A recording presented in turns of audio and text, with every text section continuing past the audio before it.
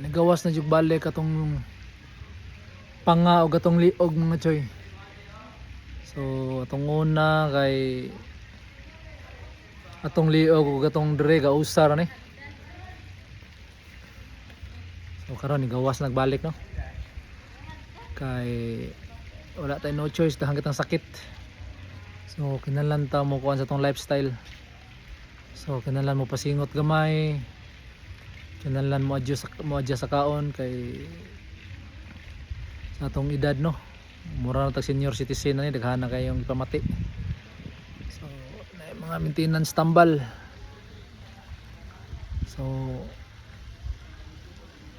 dool na pero perti pang layo So sa tiyan okay na.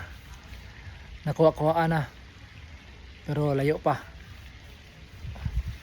Pero pohon hinahinay lang ta. No?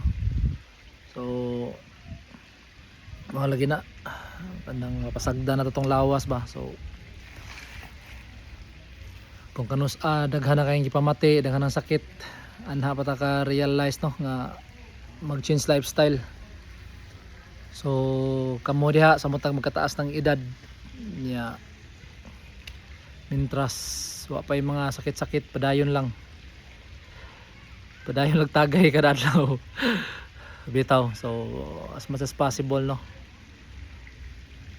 lahi ginang kuan mag-change lifestyle ka, mag-ampingan nimong kagalingon mintras wa pa kay gipamati kay kung nana kay pang pamation wa na murag usahay makaunahon na ka ba nga murag uwahay naman siguro.